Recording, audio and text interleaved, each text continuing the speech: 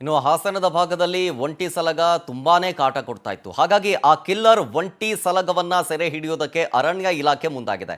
ಕಾರ್ಮಿಕ ಮಹಿಳೆ ಶೋಭಾರನ್ನ ಬಲಿ ಪಡೆದಿತ್ತು ಆ ಒಂಟಿ ಸಲಗ ಕಾಡಾನೆ. ಹೀಗಾಗಿ ಈ ಕಿಲ್ಲರ್ ಒಂಟಿ ಸಲಗವನ್ನ ಸೆರೆ ಹಿಡಿಬೇಕು ಅಂತ ಅರಣ್ಯ ಇಲಾಖೆ ಈಗ ಪ್ಲಾನ್ ಮಾಡ್ಕೊಳ್ತಾ ಇದೆ. 3 ದಿನಗಳ ಹಿಂದೆ ಸಕಲೇಶಪುರದ ಮೂಗ್ಲಿ ಅನ್ನೋ ಕಡೆಯಲ್ಲಿ ಘಟನೆ ನಡೆದಿತ್ತು. ಈ ಕಿಲ್ಲರ್ ಕಾಡಾನೆ ಸೆರೆಗೆ ಬಿಗ್ ಆಪರೇಷನ್ ನಡೆಯುತ್ತೀಗ. ದುಬಾರೆ ಕ್ಯಾಂಪ್ನಿಂದ ಈ ಸಂಬಂಧ ಬೈರಾಪುರಕ್ಕೆ 5 ಸಾಕಾನೆಗಳು ಬಂದಿವೆ. ಈಗ ಸುಗ್ರೀವ, ಧನಂಜಯ, ಲಕ್ಷ್ಮಣ, ಅಯ್ಯಪ್ಪ, ಹರ್ಷ ಈ 5 ಆನೆಗಳು 5 ಸಾಕಾನೆಗಳು ಆಗಮಿಸಿವೆ. ಬಿಕ್ಕೋಡು ಭಾಗದಲ್ಲಿರುವಂತಹ ಕಿಲ್ಲರ್ ಕಾಡಾನೆ ಸೆರೆಗೆ ಆಪರೇಷನ್ ಕೈಗೊಳ್ಳುತ್ತಾರೆ. ಟ್ರ್ಯಾಕಿಂಗ್ಗೆ ಅಂತೇಳಿ ತೆರಳಿದ್ದಾರೆ ಅರಣ್ಯ ಇಲಾಖೆ ಅಧಿಕಾರಿಗಳು ಮತ್ತು ATF. ಹಾಗಾಗಿ ಆದಷ್ಟು ಬೇಗ ಈ ಕಿಲ್ಲರ್ ಒಂಟಿ ಸಲಗವನ್ನ ಸೆರೆ ಹಿಡಿಯೋದಕ್ಕೆ ಅರಣ್ಯ ಇಲಾಖೆ ಮುಂದಾಗಿದೆ.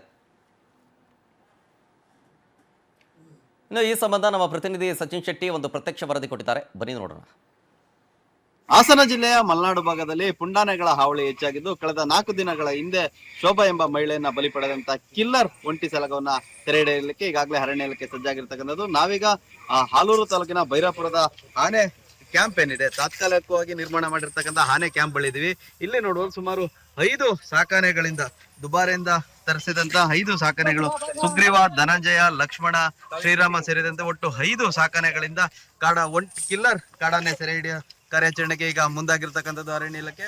ಈ ಮಲೆನಾಡು ಭಾಗದಲ್ಲಿ ಸಾಕಷ್ಟು ಆಕ್ರೋಶ ಕೇಳಿ ಬರ್ತಾ ಇತ್ತು. ಇತ್ತೀಚಿನ ದಿನಗಳಲ್ಲಿ ಆನೆಗಳ ಹಾವಳಿ ಜಾಸ್ತಿ ಆಗಿದೆ. ಅಷ್ಟೇ ಅಲ್ಲದೆ ಅದರಿಂದ ಸಾಕಷ್ಟು ಹಾನಿ ಕೂಡ ಆಗ್ತಾ ಇದೆ ಅಂತ ಹೇಳ್ಬಿಟ್ಟು ಮಾಹಿತಿ ಇತ್ತು. ಹೀಗಾಗಿ ಈ ಒಂದು ಒಂಟಿ ಕಾಡಾನೆಯನ್ನ ಸೆರೆ ಹಿಡಿಯೋದಕ್ಕೆ ಈಗ ಮುಂದಾಗಿರ್ತಕ್ಕಂಥದ್ದು. ಈ ಬಗ್ಗೆ ಮಾತಾಡ್ಲಿಕ್ಕೆ ಸ್ವತಃ SF ಅವ್ರು ನಮ್ಮ ಜೊತೆ ಇದ್ದಾರೆ, ಅವ್ರನ್ನು ಕೂಡ ಮಾತಾಡ್ಸುವಂತ ಕೆಲಸ ಮಾಡೋಣ. ಸರ್, ಈಗ ಎಷ್ಟು ಕಾಡಾನೆಗಳು ಸೆರೆ ಹಿಡಿಯೋದಕ್ಕೆ ಈಗ 13 ಜನವರಿ ಶೋಭಾ ಅನ್ನೋ ಮಹಿಳೆ ಮೇಲೆ ದಾಳಿ ಮಾಡಿ ಮೃತಪಟ್ಟಿದ್ದ ಪ್ರಕರಣದಲ್ಲಿ ಒಂದು ಕಾಡಾನೆ ಸೆರೆ ಹಿಡಿಯೋದಕ್ಕೆ ಮುಖ್ಯ ವನ್ಯಜೀವಿ ಪರಿಪಾಲಕರು ಕರ್ನಾಟಕ ರಾಜ್ಯ ಇವರಿಂದ ಅನುಮತಿ ದೊರೆತಿದೆ. ಸರ್, ಈಗ ಈ ಭಾಗದಲ್ಲಿ ಸಾಕಷ್ಟು ಆನೆಗಳ ಹಾವಳಿ ಇದೆ, ನಿಮಗೂ ಕೂಡ ಸಾಕಷ್ಟು ಮಾಹಿತಿಗಳು ಲಭ್ಯ ಆಗಿದೆ. ಅಂದ್ರೆ ಒಂದು ಹಿಡಿದ್ರೆ ಜನರ ಸಮಾಧಾನ ಆಗುತ್ತೆ, ಯಾಕೆಂದ್ರೆ ಈ ಬೆಳೆ ನಷ್ಟ ಆಗ್ತದೆ, ಜೀವ ಕೂಡ ಹಾನಿ ಆಗ್ತದೆ. ಹೌದು, ಸದ್ಯಕ್ಕೆ ಈಗ ಏನು ಈ ಒಂದು ಆನೆ ಸೆರೆ ಹಿಡಿಯೋದಕ್ಕೆ ಅನುಮತಿ ದೊರೆತಿದೆ, ಅದು ಇತ್ತೀಚೆಗೆ ನಮಗೆ ಕೊಡಗು ಭಾಗದಿಂದ ಬಂದಿದೆ ಮತ್ತು ಅದು ಪದೇ ಪದೇ ಮನುಷ್ಯರ ಮೇಲೆ ದಾಳಿ ಮಾಡೋ ಬಿಹೇವಿಯರ್ ಇರೋದ್ರಿಂದ ಸದ್ಯಕ್ಕೆ ಅದೊಂದು ಆನೆಗೆ ಮಾತ್ರ ಪರ್ಮಿಷನ್ ದೊರೆತಿದೆ.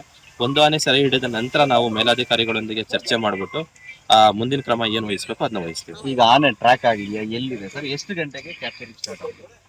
ಸದ್ಯಕ್ಕೆ ಆನೆ ನಮ್ಮ ತಂಡ ಏನಿದೆ 24 ಗಂಟೆನೂ ಆನೆನ ಟ್ರ್ಯಾಕಿಂಗ್ ಅಲ್ಲಿ ಚಲನವಲನ ಗಮನವಹಿಸ್ತಾ ಇದ್ದು ಟ್ರ್ಯಾಕಿಂಗ್ ಮಾಡೋ ತಂಡ ಇದೆ.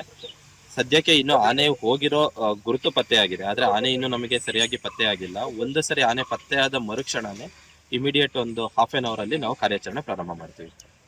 ಇದಿಷ್ಟು ಅಧಿಕಾರಿಗಳ ಮಾತು. ಅಂದ್ರೆ ಈಗಾಗಲೇ ಆನೆ ಟ್ರ್ಯಾಕಿಂಗ್ ನಡೀತಿದೆ. ಆನೆ ಟ್ರ್ಯಾಕ್ ಆದ ಕೆಲವೇ ಕ್ಷಣಗಳಲ್ಲಿ ನಮ್ಮ ಈ ಒಂದು ಕ್ಯಾಂಪ್ ಏನಿದೆ, ಕ್ಯಾಂಪಿಂದ ಹೊರಟು ಆನೆಯನ್ನ ಹಿಡಿಯುವಂತ ಕೆಲಸ ಮಾಡ್ತೀವಿ ಅಂತ ಹೇಳ್ಬಿಟ್ಟು ಹೇಳ್ತಾ ಇರ್ತಕ್ಕಂಥದ್ದು. Sachin Shetty, power TV, Hassan.